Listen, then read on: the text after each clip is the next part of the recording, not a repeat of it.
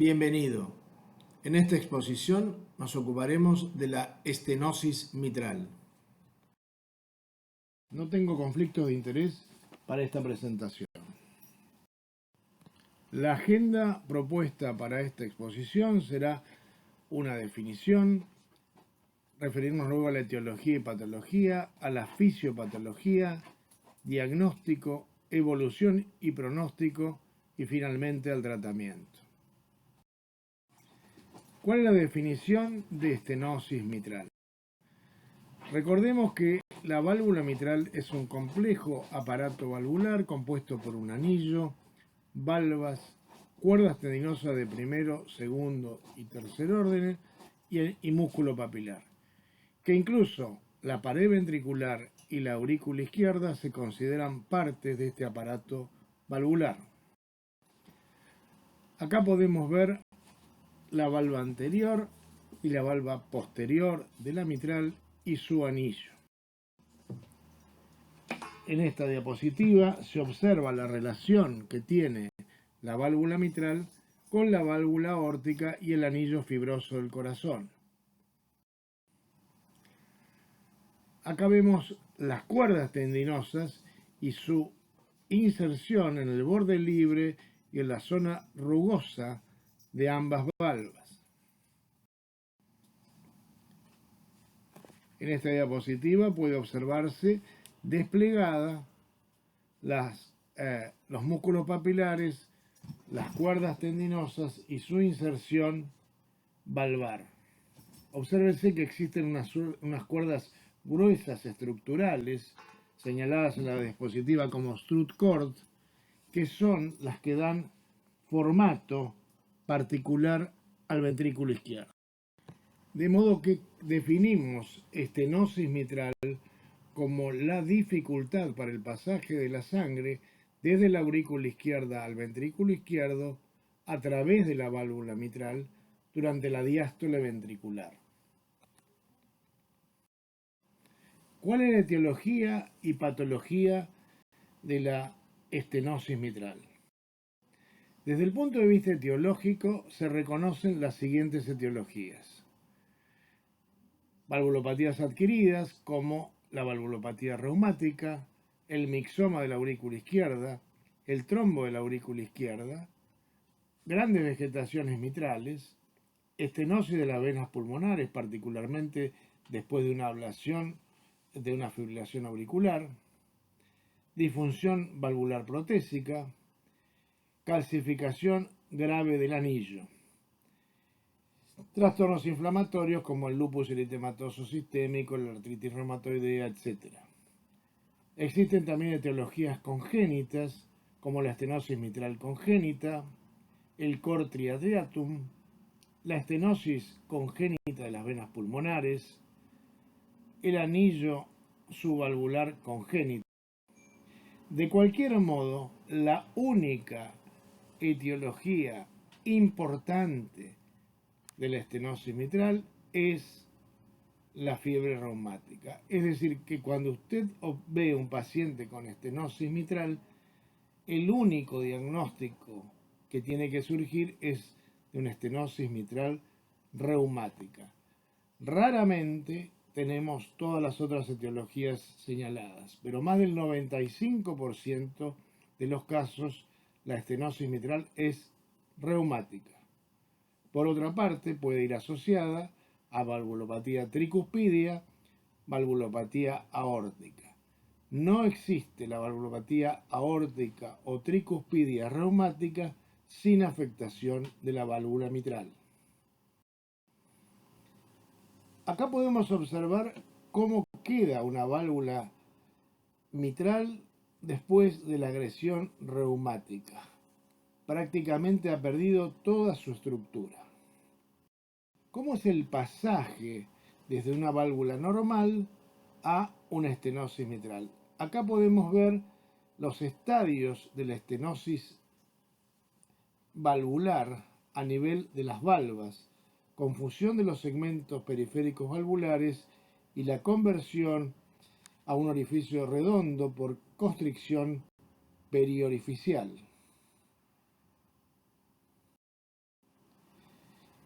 Es importante también ver la evolución de la estenosis mitral a nivel subvalvular. Obsérvese el pasaje desde una válvula normal a la fusión cordal que se observa en el centro, la adherencia de las cuerdas y la transformación de los músculos papilares prácticamente en columnas musculares adheridas a esa válvula mitral enferma. Por otro lado, se agrega la calcificación, que comienza como pequeñas espículas y partículas, que pasa por la infiltración generalizada de las valvas y el anillo, a masas que semejan bloques que obstruyen el pasaje de la sangre. De modo tal que tenemos una evolución de la estenosis mitral a nivel de las valvas, pero también del aparato subvalvular mitral, y la asociación de la calcificación como proceso reparativo que dificulta aún más el pasaje de la sangre. Pasemos ahora a la fisiopatología de esta entidad. La fisiopatología fundamentalmente es la generación de un gradiente entre la aurícula izquierda y el ventrículo izquierdo durante toda la diástole. En esta diapositiva se observa cómo va cayendo la presión del ventrículo izquierdo en la relajación isométrica hasta que alcanza la presión en la aurícula izquierda. En este caso, la presión en la aurícula izquierda está aumentada por la estenosis mitral. Se abre la válvula mitral, y esto es ocultatoriamente el chasquido de apertura, y se produce un gradiente auriculoventricular que va cayendo hacia la mesodiástole y que aumenta nuevamente en la telediástole con la contracción auricular. Obsérvese que existe gradiente durante toda la diástole entre la aurícula izquierda y el ventrículo izquierdo, generado por el aumento de presión en la aurícula izquierda. Esquemáticamente podríamos decir que normalmente existen presiones, como vemos en la parte inferior de esta figura, en la vena cava inferior 5 milímetros de mercurio, en la aurícula derecha 5, en el ventrículo derecho 25, en la arteria pulmonar 28, en el capilar pulmonar 6, en las venas pulmonares 6, en la aurícula izquierda 6, con un área valvular mitral de 4 centímetros cuadrados, que es lo normal, 126 en el ventrículo izquierdo, y finalmente en la aorta 120-80. Cuando empieza a haber una estenosis mitral, por ejemplo, la válvula mitral pasa a tener 1 centímetro cuadrado, obsérvese cómo empieza a incrementarse la presión en el ventrículo derecho, que pasa a 45,5 de 25, sin vasculopatía pulmonar, la presión en la arteria pulmonar 45-25 con una media de 32, la capilar pulmonar llega a 25, y todo esto es debido al aumento de la presión que hay en la aurícula izquierda, que es de 25. Ya con una estenosis mitral grave, observamos cómo, además del aumento de presión retrógrado, existe una vasculopatía pulmonar y las presiones pulmonares se transforman en sistémicas. Obsérvese acá cómo la presión en la arteria pulmonar llega a 130-80, en el ventrículo derecho 130-20, en la aurícula derecha 20. Es decir, acá tenemos un paciente normal, un paciente con estenosis mitral significativa pero sin hipertensión pulmonar por vasculopatía pulmonar, y lo más grave, el paciente con estenosis mitral y vasculopatía pulmonar, es decir, con hipertensión pulmonar grave. ¿Cómo se realiza el diagnóstico de la estenosis mitral? Debemos recordar la importancia de los estadios de las valvulopatías, descrito por el American Heart American College en 2014. El estadio A, pacientes en riesgo.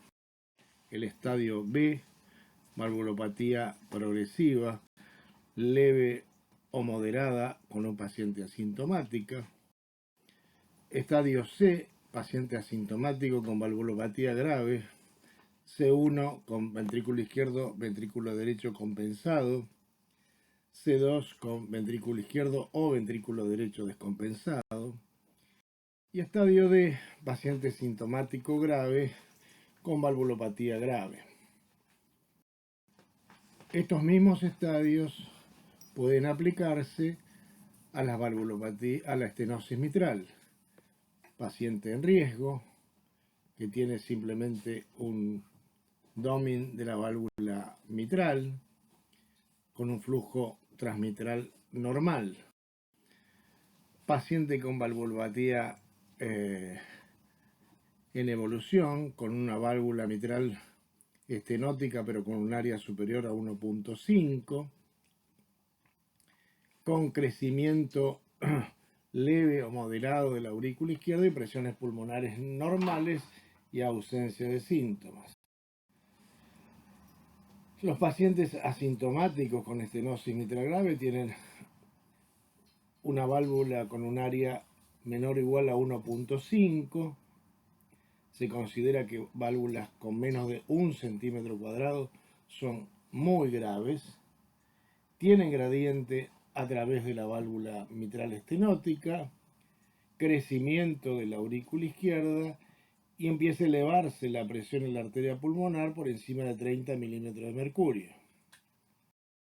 Los pacientes en estadio D son los pacientes que tienen estenosis mitral grave con área menor a 1.5, gradiente a través de la válvula, crecimiento grave de la aurícula izquierda y elevación de la presión arterial pulmonar sistólica por encima de 30 milímetros de mercurio, y empiezan a tener disminución de la tolerancia al ejercicio y disnea de esfuerzo.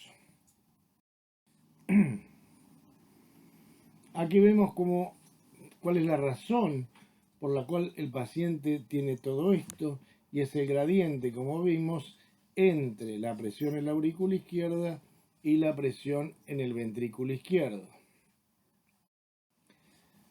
La clave más importante del diagnóstico es la auscultación, particularmente del área mitral y del área pulmonar, porque allí tendremos los signos de hipertensión pulmonar. Es importante la posición del paciente y el decúbito lateral izquierdo y la auscultación con la campana son dos claves para el correcto diagnóstico de la estenosis mitral. Acá tenemos esquemáticamente cómo se ausculta una estenosis mitral leve, en el cual después del segundo ruido hay un chasquido de apertura, un soplo diastólico con un esfuerzo presistólico y luego un primer ruido con aumento de intensidad. Acá vemos una estenosis mitral grave en el cual la distancia entre el segundo ruido, particularmente el componente pulmonar del segundo ruido y el chasquido de apertura, es menor, indicando mayores presiones en la aurícula izquierda.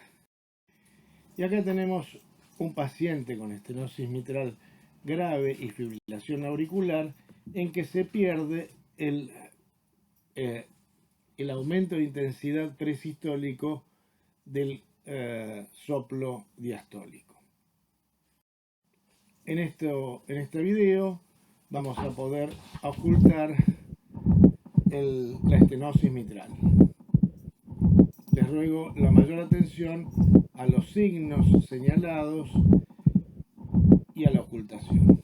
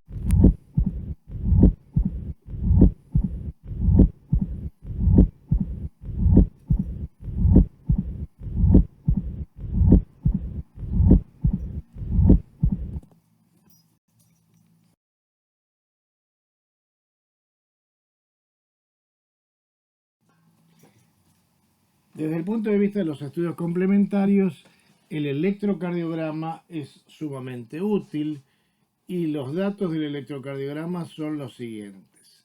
Primero, el crecimiento de la aurícula izquierda, que se detecta por un aumento de voltaje tardío de la onda P bífida, particularmente en las derivaciones D2, D3 y ABF.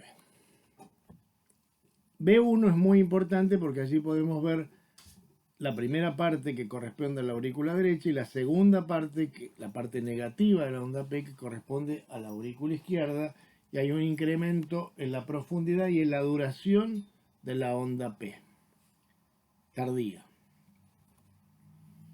60-70% de los pacientes en algún momento presentarán fibrilación auricular. Por otro lado, como dijimos, desde el punto de vista fisiopatológico, cuando exista sobrecarga de presión del ventrículo derecho, habrá hipertrofia del ventrículo derecho que se pondrá en evidencia por una dominancia de la onda R en B1, B2, indicando hipertensión pulmonar. Además, el eje puede desviarse algo hacia la derecha. Acá vemos resumidamente el crecimiento de la aurícula izquierda, el bloqueo de rama derecha y la desviación del eje hacia la derecha. Pasaremos ahora a algunos electrocardiogramas para ejemplificar lo que acabamos de señalar. Obsérvese acá en B1 la gran onda P negativa, el bloqueo incompleto de rama derecha. Acá también la onda P bimodal. En este caso, fibrilación auricular. En este otro caso, el crecimiento de cavidades derechas y B1 con una RS-R', indicando crecimiento del ventrículo derecho. Este es otro ejemplo de estenosis mitral. Obsérvese la deflexión negativa de la onda P en B1 y el crecimiento biauricular. La radiografía de tórax también puede ser muy útil en la estenosis mitral, porque muestra también el crecimiento de la aurícula izquierda, puesto en evidencia por la convexidad o rectificación del apéndice auricular izquierdo, justo por debajo de la arteria pulmonar. La doble densidad, señalando en el lado derecho por crecimiento de la aurícula izquierda.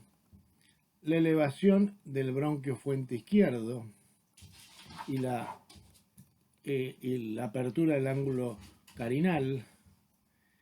Y el signo del hombre que camina.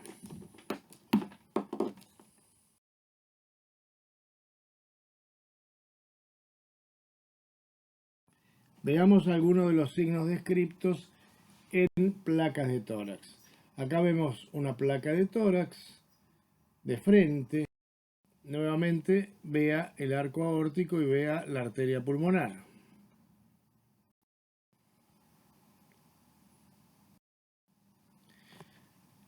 El flujo, con aumento del flujo en las partes superiores de las playas pulmonares. Acá puede verse en el perfil el crecimiento de la aurícula izquierda. Y esta placa, que es sumamente patológica, permite ver el doble contraste aurícula derecha, aurícula izquierda. Hay una prótesis mitral, sobre la prótesis con la caja señalada por la flecha. Hay calcificación en el pericardio. Un apéndice auricular izquierdo prominente y como marca de la cirugía los alambres de la esternotomía. Acá tenemos otro ejemplo de una estenosis mitral probablemente asociada a insuficiencia mitral. Este es otro ejemplo en donde se observa claramente la rectificación del cuarto arco del lado izquierdo. Este es un paciente que tiene estenosis mitral asociado a insuficiencia mitral. Y este es un paciente con una insuficiencia, una estenosis mitral pura. Obsérvese la calcificación a nivel de la aurícula izquierda. Otro paciente con un cuarto arco sumamente prominente y un pedículo pequeño. Allí lo tenemos dibujado como hay un cuarto arco y aparte la aurícula izquierda está desplegando el ángulo carinal. Y este es el signo del hombre caminando, en el cual se ve la apertura entre el bronquio fuerte izquierdo y el bronquio fuerte derecho asociado al crecimiento de la aurícula izquierda. ¿Qué se puede ver por ecocardiografía? En primer lugar, la gravedad de la estenosis mitral.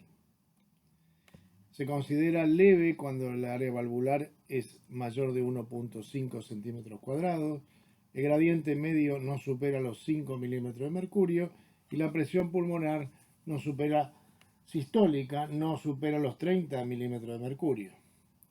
Se considera moderada con área entre 1 y 1.5, gradiente entre 5 y 10 milímetros de gradiente medio y una presión sistólica en la arteria pulmonar entre 30 y 50 milímetros de mercurio. Y es grave cuando el área es menor a 1 centímetro cuadrado, el gradiente medio es mayor a 10 milímetros de mercurio y la presión sistólica en la arteria pulmonar supera los 50 milímetros de mercurio. Por otra parte, la ecocardiografía permite estudiar la estructura valvular y evaluar la posibilidad de que el paciente sea pasible de un tratamiento percutáneo.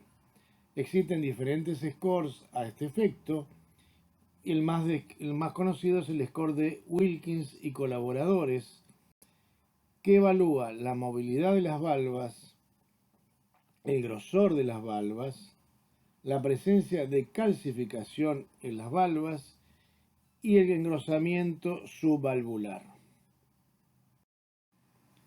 Acá tenemos algunos ejemplos de cómo se ve una estenosis mitral en eco bidimensional y en eco tridimensional. Obsérvese en las figuras inferiores el compromiso de las comisuras valvulares. Acá podemos ver una imagen en 4 cámaras que muestra una válvula mitral calcificada, con color el pasaje a través de esa válvula, en eje corto en C, la gran calcificación que existe particularmente del anillo y de la valva posterior, y en D, la posibilidad mediante el Doppler de estimar el gradiente medio y el gradiente máximo a través de la válvula. Este es un ejemplo de una estenosis mitral congénita, en donde también se puede ver cómo se estima el gradiente medio y el gradiente máximo mediante el Doppler pulsado o el Doppler continuo. Este es un estudio tridimensional que permite estimar el área valvular y en la parte inferior, mediante eco transesofágico, también la posibilidad de estimar el gradiente medio y el gradiente máximo. Acá vemos un estudio tridimensional en lo cual se permite ver con mucha precisión el área valvular. Un detalle técnico: cuando se utiliza Doppler continuo para evaluar la velocidad transmitral, conviene utilizar para estimar la el área valvular mediante la fórmula de mi presión, la recta señalada acá en rojo, no la primera parte de caída de la presión. Esto es un detalle ecocardiográfico que debe ser tenido en cuenta particularmente por los cardiólogos que realizan este tipo de imágenes. Pasamos ahora a un video que muestra una serie de casos de estenosis mitral que creemos serán ilustrativas para lo que venimos hablando hasta el momento.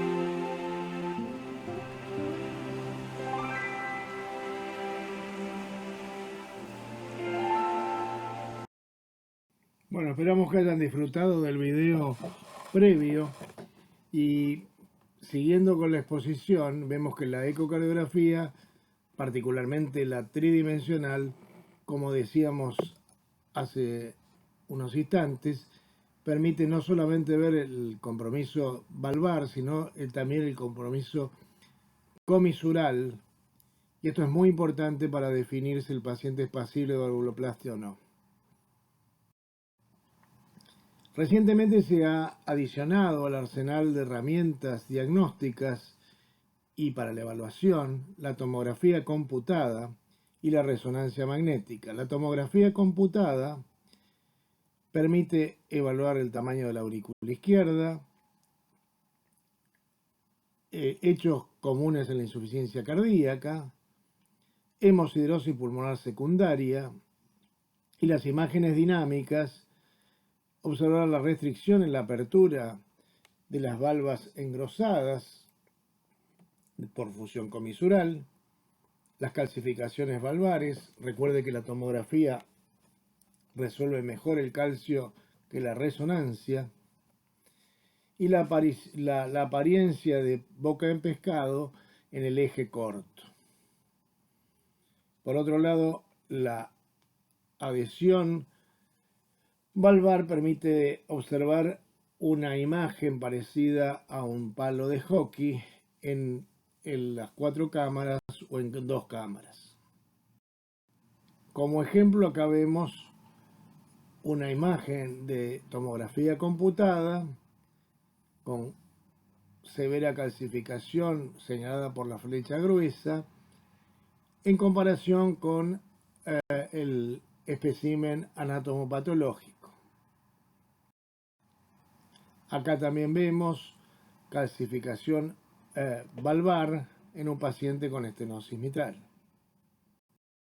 La resonancia, por su parte, mediante el cine-resonancia, permite ver el engrosamiento de las valvas, la reducción de la apertura diastólica, la normalidad de la motilidad valvar y la resonancia codificada por velocidad, cuantificar el flujo de sangre y estimar la velocidad de los jets a través de las válvulas estenóticas.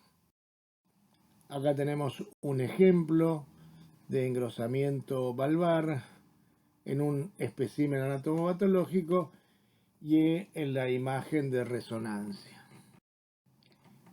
Esta es la posibilidad en eje corto de ver la imagen en boca de pescado y estimar con mucha precisión el área valvular. ¿Cuál es la evolución y el pronóstico de los pacientes con estenosis mitral? Las complicaciones de la estenosis mitral son las siguientes: insuficiencia cardíaca congestiva, hipertensión pulmonar. De todas las valvulopatías es la que más genera hipertensión pulmonar, efecto de masa por crecimiento de la aurícula izquierda, generando el síndrome de Ortner, que es la parálisis recurrencial, o disfagia por megaurícula, embolia pulmonar, frecuentemente recurrente, infecciones pulmonares, como neumonía o bronquitis, fibrilación auricular, muerte súbita por otras arritmias, accidente cerebrovascular tromboembólico. Debe calcularse que el paciente con estenosis mitral y fibrilación auricular presenta un 30% de accidente cerebrovascular embólico si no es anticoagulado durante un año, insuficiencia mitral asociada, valvulopatía tricuspidia, ya sea insuficiencia o regurgitación tricuspide. Y el tratamiento será el siguiente. Lo más recomendable, siendo posible, es la valvuloplastia con balón, es decir, la apertura de la válvula con un balón único o doble. Acá vemos la introducción del catéter a través de la vena cava inferior, pasar el septum interauricular, es decir, que implica perforar el septum interauricular y colocarse a nivel de la válvula mitral, abriendo el balón fundamentalmente para abrir la válvula a nivel de sus comisuras. Por eso es tan importante evaluar las calcificaciones comisurales. Acá vemos un caso por hemodinamia de colocación del balón y cómo se abre el balón. En B queda marcado el balón por la estenosis mitral y en C la apertura completa del balón. La ecocardiografía en este sentido tiene mucha utilidad para guiar el pasaje del catéter a través del septum interauricular. Y acá vemos cómo se ve el balón durante el momento de inflado del mismo.